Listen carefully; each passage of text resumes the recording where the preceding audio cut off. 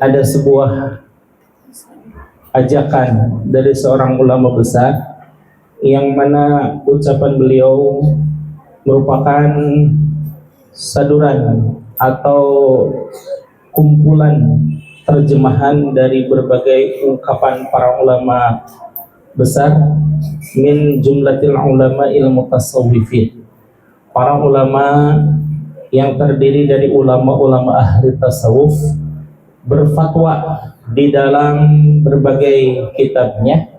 Maka oleh pengarsa Abah Anom diterjemahkan, disadurkan, diungkapkan pula di dalam Miftahus Sudur.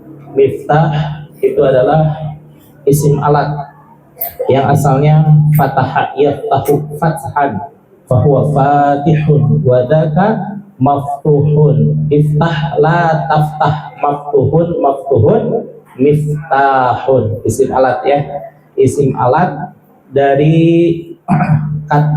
akar kata fataha yang artinya kunci, alat pembuka. Namun kunci yang dimaksud oleh pengarsa Abah bukan hanya sebatas membuka kunci atau membuka lemari atau membuka laci. Kalau membuka laci kira-kira gampang nggak? Gampang, cetek langsung ya terbuka. Tapi kalau miftahus sudur, kunci pembuka dada, yang mana di situ ada sebagaimana firman Allah di dalam hadis qudsi, inna fi jawfi bani adama qasran, sesungguhnya aku membangun di dalam diri manusia itu sebuah istana. Wa fi sadri sadran, dimaksud itu ini nih, wa fi sadri sadran wa fil qasri sadran, di dalam istana itu ada bagian yang sangat terpenting. Apa bagian terpenting di dalam diri manusia? Apa coba? Apa? Wis, keren jawabannya, hati lagi ya. Hati ya. Coba kalau mahasiswa barat jawabannya apa? Otak gitu ya. Otak ya. Kalau kaum muslimin mah hati. Tapi yang kaum muslimin yang mendalami tasawuf jawabannya bukan lagi hati, tapi apa? Sir. Wa fil sadri wa fil qasri sadra, di dalam sebuah istana itu ada sebuah dada yang paling berharga di dalam diri manusia. Jadi Allah Subhanahu wa taala mengibaratkan tubuh manusia ini seperti halnya apa? Tadi apa disebutnya? Istana. Yang namanya istana dibandingkan dengan puri, dibandingkan dengan hotel, dibandingkan dengan asrama, dibandingkan dengan rumah, dibandingkan dengan gubuk, dibandingkan dengan halaman, kira-kira jauh lebih berharga mana? Istana. Di sana ada yang paling terpenting, apa itu? Betul, ada seorang raja. Keren ya. Nah, di dalam itu siapa laki-laki putusan masuk. Di dalam istana itu terdapat seorang raja, kemudian seorang mahapatih, kemudian seorang para menteri-menteri, kemudian para perwira, para ksatria, para prabu. Di sini ada yang namanya prabu ya. Ada prajurit, ada segala macam, ada itu profesinya dibuat dalam sebuah istana. Tapi yang paling penting apa? Tadi raja. Maka kira-kira kalian semua ini berharga tidak? Berharga apanya? Apanya yang berharga? Hah? Kerajaan, boleh. Kan memang hadis itu seperti itu ya. Di dalam diri manusia terdapat istana. Dan yang paling penting di dalam istana itu apa unsur yang penting? Raja. Berarti kita itu paling berharga ya. Allah menciptakan diri manusia itu fi ahsani taqwim, di dalam sebaik-baik bentuk. Coba pernah melihat seekor ular? Di mana adanya? Di atas apa? Di tengah apa di bawah? Kepala sampai kaki di tengah apa di bawah? Di bawah ya. Pernah melihat seekor rusa? Kepala sama pantat itu sejajar tidak? Masa sudah tidak sejajar? Kalau lagi nunduk sejajar tidak? Apalagi kalau lagi makan rumput sejajar tidak? Lebih rendah ya. Coba manusia, kepala, pundak, lutut, kaki, lutut, kaki. Ini apa semuanya itu? Ya, manusia itu yang paling mulia dari sisi penciptaan, dari sisi akhlak, fi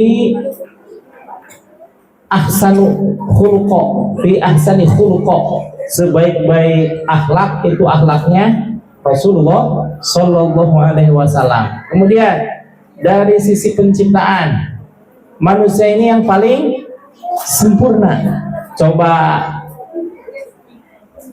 setan itu terdiri apa saja? Bolehlah, api itu dalam bentuk ruhaniyah, ruh gitu ya. Bukan api mah kermasak, cekek dulu gitu api teman-teman. Kalau setan mah bukan api, tapi berasal dari api ya. Setan diciptakan oleh Allah. Perangkat yang terdapat di diri setan itu apa saja? Pertama, ruh. Ruhnya ada nggak? Ada. Kemudian apa lagi? Hah? Apa lagi? Jantung. Jantung mah tuh kalah sama pisang ya, setiap dia pisang ada jantungnya tuh. Ruh. Yang kedua apa? Setan. Kalau pengen tahu setan, pas kegelapan malam lihat cermin.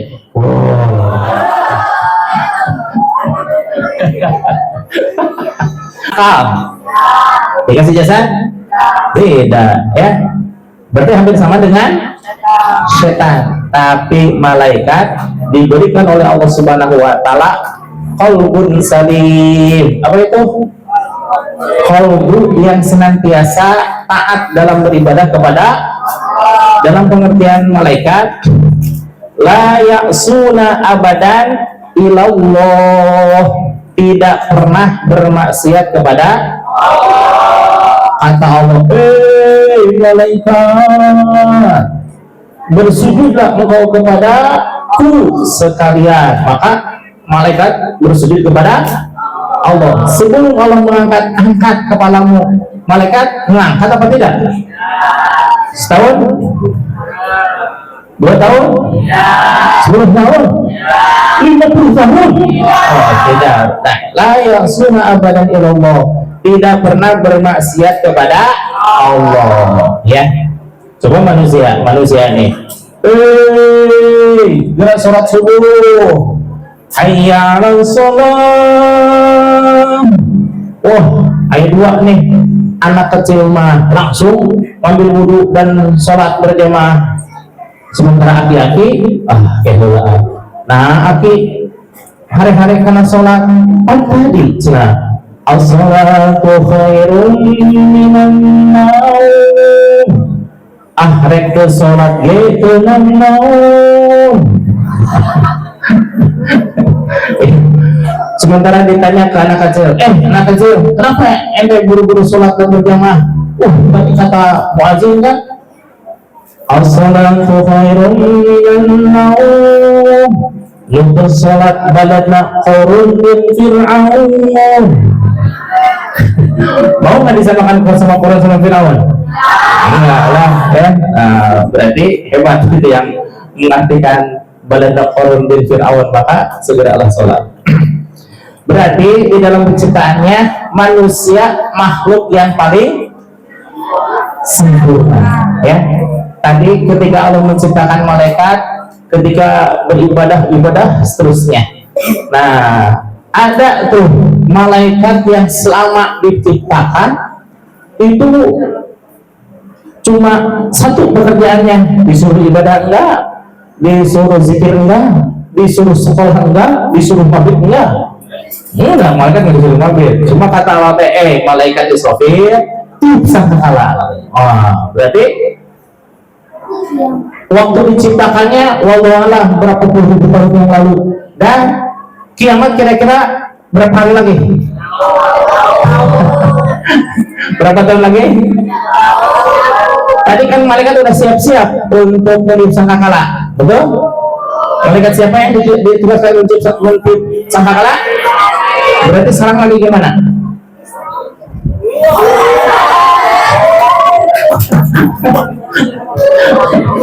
Ya, kira-kira pegel nggak itu malaikat? Pegel nggak malaikat? Ribuan tahun disuruh gini juga biasa-biasa aja ya. Beda dengan aku ada yang di mana di sekolahnya tuh baru itu apa ngajarnya begini tiap semenit ganti posisi, ada yang sampai capek begini. Ya, beda dengan manusia itu yazid wa yanqus. Yazid bertambah keimanannya ketika sedang melaksanakan ketaatan, wa yanqus, dan berkurang ketika melakukan kemaksiatan, durhaka kepada Allah Subhanahu wa taala. Tapi kalau malaikat la yanqusu, la yazidu wa la yanqusu, tidak pernah bertambah, tidak pernah berkurang. Subhanallah ya. Ada makhluk Allah yang Allah ciptakan stagnan seperti itu saja ya. Disuruh subhanallah dari mulai awal diciptakan sampai yaumul qiyamah ya. Ada yang diciptakan untuk trompet sangkakala, sampai sekarang siap-siap meniup, sampai matanya melirik ke arah aras, tapi mulutnya siap-siap gitu ya, tapi belum dibuka karena belum ada perintah Allah Subhanahu wa taala ya. Di antara makhluk-makhluk Allah ada yang jauh lebih sempurna. Apa itu? Nah, jasadnya manusia tapi ketaatan kepada Allah di atas malam malaikat. Berarti selain la ya'suna abadan illallah, makhluk tersebut senantiasa meningkatkan keimanan. Kalau tadi malaikat gimana? La yazidu wala enggak diingat-ingat ya. Malaikat la yazidu, coba ulangi. La yazidu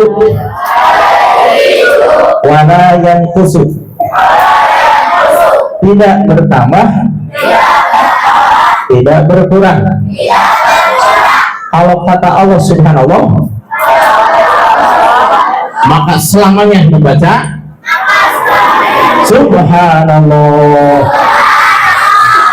Nah, ada satu makhluk jasadnya jasad manusia tapi ketaatannya di atas malaikat. Siapa itu? Para nabi dan para rasul. Kalau nabi dan rasul yazidu wala yanqusu, ini kebalikan dari manusia. Sudah sama manusianya. Al-bashar laisa kal bashar, kal yakut la kal yakut, bal hajarun ya. Al hajar laisa kal hajar walakin yakutul bal yakutul, begitu ya. Para nabi dan para rasul itu sama seperti kita jasadnya. Kalau para nabi tidak makan, apa yang terjadi? Bukan mati, kelaparan. Kalau nabi tidak minum, akan terjadi apa? Kalau nabi lelah gitu, kecapean. Kalau tidak tidur, ya ngantuk, karena jasadnya sama dengan kita ya. Cuma bedanya para nabi memiliki kolbu yang istimewa. Istimewanya apa? Istimewanya selain selalu beribadah kepada Allah sebagaimana malaikat, dan para nabi tidak pernah turun keimanannya, tapi senantiasa bertambah. Yazidu wala yanqusu. Imannya selalu bertambah, tidak pernah berkurang. Hebat apa? Hebat. Hebat ya. Kita umatnya siapa ini? Umatnya kan Nabi Muhammad itu 1447 tahun yang lalu. Kalau sekarang tahun 2025, umatnya siapa sekarang? Hah? Nabi Khidir. Nih, Nabi Muhammad SAW lahir pada tanggal 21 April 561 Masehi atau kurang lebih 1447 tahun yang lalu, betul? Kalau Sayyidina Abu Bakar, Sayyidina Umar, Sayyidina Utsman, Sayyidina Ali dan lain-lain itu zamannya Rasulullah. Siap, betul? Nah, kita siapa kita? Sekarang 2025, umatnya siapa kita? Umatnya ragu-ragu nih. Umatnya tetap umatnya Nabi, baik pada tahun dulu ketika kandung Nabi lahir maupun tahun 2025, tahun satu hari menjelang kiamat terjadi, itu tetap umatnya. Kenapa coba kenapa? Karena Nabi Muhammad rahmatan. Jawabannya tahu, tapi naonnya kira-kira. Rahmatan menjadi rahmat bagi seluruh alam, lintas generasi, dan juga lintas zaman. Kalau Nabi Musa alaihissalam, bayangkan Nabi Musa alaihissalam dulu pernah kesengsem kepada Nabi Muhammad SAW. Kenapa? Ketika dibacakan kitab Taurat, di situ dinyatakan, hei Musa, nanti di akhir zaman akan ada suatu umat yang pendek-pendek usianya, kemudian ibadahnya biasa-biasa saja, dan tubuhnya pun kecil-kecil. Kita kecil apa besar nih? Kecil dibandingkan umat Nabi Musa atau Nabi Adam alaihissalam yang besar-besar ya.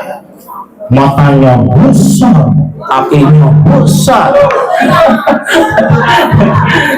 Tapi kalau kita biasa-biasa aja, kecil. Nah, tapi wahai Musa, walaupun usianya singkat, badannya kecil-kecil, ibadahnya biasa-biasa saja, kelebihannya umat tersebut jauh melebihi kedahsyatan ibadah umat-umat sebelumnya. Dibanding dengan umatmu, wahai Musa, tidak ada apa-apanya. Dibandingkan dengan umat Nabi Adam, tidak ada apa-apanya. Kenapa? Ini umat walaupun lahir di akhir zaman, masuk surga duluan. Luar biasa nggak?